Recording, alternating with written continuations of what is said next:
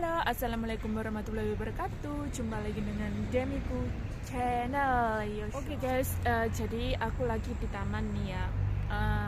Aku lagi bikin video untuk membacakan komentar. Jadi kemarin kan aku udah bilang kalian tulis komentar, nanti aku akan bikin video tentang komentar kalian seputar Jepang ya. Apa yang pengen kalian tanyakan, nanti aku bikin videonya. Tadi aku ini sebenarnya udah bikin video, tapi kayaknya suaraku kecil dan nggak bisa terdengar. Ini aku ulang lagi. Jadi ini ada pertanyaan dari siapa ya ini? Di videoku pekerjaan perawat lansia Kaigo di Jepang. Jadi ada pertanyaan dari Mas Adi. Hai Mas Adi. Nih, dia kirim komentar, bunyinya kayak gini. Awal datang diajarin dulu nggak sih Kak? Insya Allah berangkat bulan 1 awal, tapi khawatir banget nggak bisa kerja. Alhamdulillah kalau udah mau berangkat bulan 1 awal. Jadi jaga baik-baik kondisinya. Semoga diperlancar dan dipermudah perjalanannya sampai ke Jepang ya, dan bisa bekerja dengan baik di sini. Nah, awal datang diajarin dulu nggak sih Kak? Ya pasti diajarin lah, masa nggak diajarin. Ya, jadi awal dulu aku itu waktu corona ya, kalau nggak salah. Awal pertama masuk ke sini, masuk ke Jepang itu pada waktu awal-awal corona datang ke Indonesia. Itu aku udah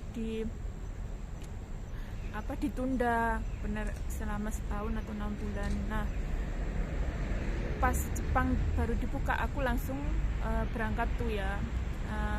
Padahal visaku udah turun, tapi karena ditutup, visa sekarang udah turun, besoknya mau berangkat. Nah, sekarang udah ditutup. Terus aku nunggu 7 bulan apa berapa bulan itu ya, nunggu lama banget baru dibuka. Awal kesini itu aku karantina di hotel selama 2 minggu. Jadi selama 2 minggu itu aku karantina dan ada kelas online. Jadi dikasih tablet atau iPad itu aku kesini kan 2 orang, jadi dikasih tablet. Jadi per kamar itu kan 1 orang, nggak boleh 2 ya. Jadi ada gurunya atau senseinya, jadi mereka ngasih tahu atau memberikan pelajaran tentang Jepang, bagaimana Jepang, peraturannya bagaimana, terus buang sampahnya gimana, peraturan untuk naik sepedanya gimana, itu diajarin semua. Terus ada lagi pelajarannya tentang Kaigo, yaitu perawat lansia, tentang membahas seputar kosakata untuk perawat lansianya. Terus serta penanganannya kayak gimana, cara kerja perawat lansia itu kayak gimana. Setelah karantina itu barulah kita masuk ke perusahaan. Aku itu pakai visa magang ya, Kinuji Susei, jadi beda sama visa TG, yaitu Tokutegino. Itu selama 5 tahun. Kalau magang itu 3 tahun, boleh nambah sih untuk perpanjangan. Jadi nanti setelah visa magang atau Kinuji Susei itu bisa 3 tahun ujian di tahun akhir, baru bisa pakai visa TG.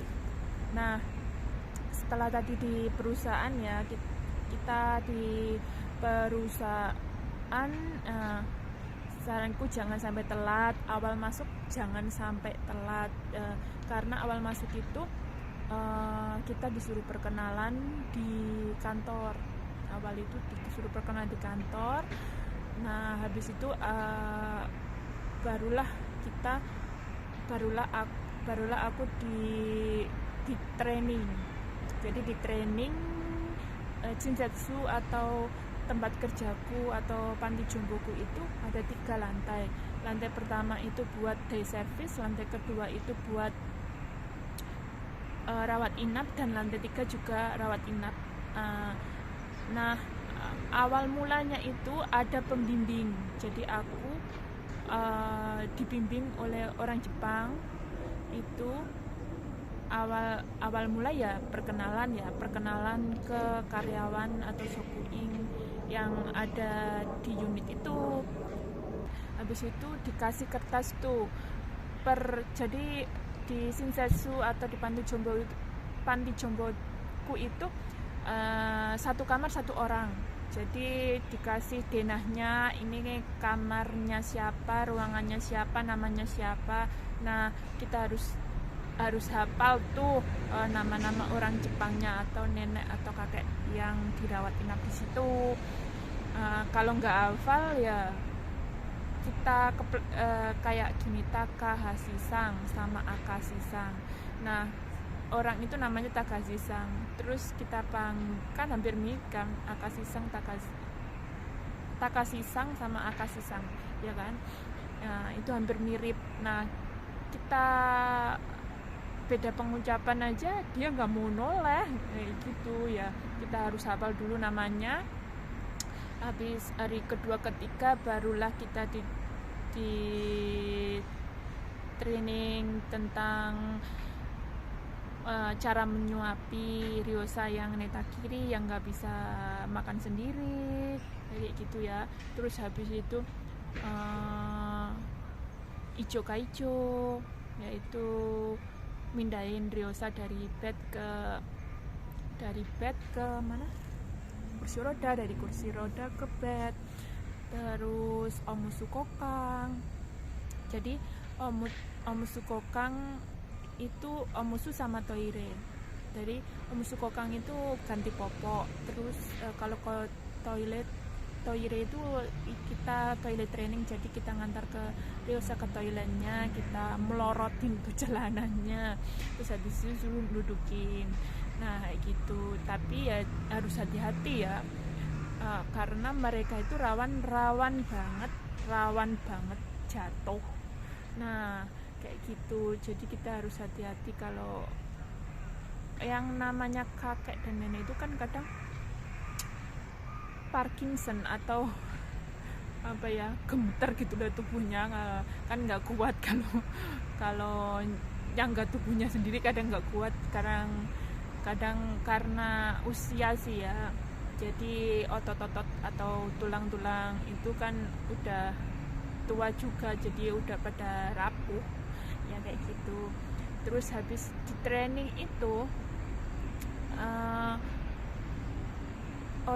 kan di Shinsetsuku atau di tempat aku kerja itu banyak kamera, jadi pasti dilihat lah, anak ini bisa kerja nggak sih, anak ini bisa dilatih mandiri nggak sih, kayak gitu ya. Jadi kalau udah bisa dilatih mandiri, ditanya bisa nggak sendiri. Kalau kita udah nggak bisa, ya udah kita dibiarkan sendiri, tapi tetap kita dipantau dari lewat kamera itu. Nah, tapi setiap Shinsetsu atau panti jombo itu beda-beda ya, jadi tolong diingat, itu beda-beda. Fasilitasnya pun juga beda-beda, nggak selalu sama lah. Alhamdulillahnya ini untuk kaigo ya, maksudnya untuk perawat lansia. Alhamdulillahnya di Jepang itu untuk bagian kaigo menurutku itu orang-orangnya enak sih, lumayan enak, baik. Jadi mereka tahu kalau kita nggak bisa bahasa Jepang, belum paham bahasa Jepang, mereka pasti ngajarin lah ya, ngajarin yang tentang bahasa Jepangnya itu. Kalau nggak paham ya pakai bahasa isyarat ya, pakai bahasa isyarat. Mereka juga tahu kok kalau kita dari luar negeri, maksudnya dari luar Jepang, pasti mereka ngomongnya juga pelan-pelan. Kalau nggak ngerti ya udah tanya ya, walaupun bahasanya salah-salah ya nggak apa-apa sih, namanya kita belajar ya, kita kita yang namanya kita belajar ya nggak apa-apa sih salah ya. Itu yang untuk Kaigo ya, tapi nggak tahu atau beda lagi dengan Gemba atau yang di lapangan. Nah kalau di luar, di outdoor itu kayaknya sistemnya agak keras, jadi harus emang dituntut bener-bener bahasa itu ya harus ngerti, apalagi las topi gitu ya, itu emang harus bener-bener paham dan tahu ya. Jadi paham dan tahu bahasa Jepang itu emang dituntut kayak gitu, karena orangnya pun juga keras-keras menurutku ya, ini pandangan dari sisiku. Tapi kalau di Kaigo insya Allah orang-orangnya baik-baik, insya Allah orang baik-baik, karena kita kerjanya sih kerja tim, jadi banyak orang, shockingnya juga banyak orang, nggak 1 atau 2 orang. Jadi itu ya penjelasanku untuk komen tentang awal pertama. Untuk Mas Adi ya, nggak usah khawatir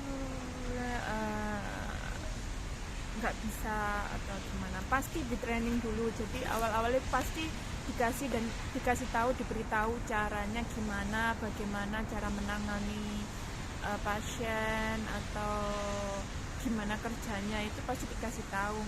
Nggak mungkin kerja langsung dicolne atau dibiarkan karep-karepmu kayak gitu, enggak. Orang Jepang itu nggak kayak gitu. Jadi di training dulu, benar-benar bisa baru dilepas sendiri. Menonton videoku kali ini, jangan lupa subscribe, like, dan komen, serta kirimkan komentar kalian di channelku. Nanti aku akan bahas di video selanjutnya mengenai Jepang. Terima kasih udah menonton video kali ini.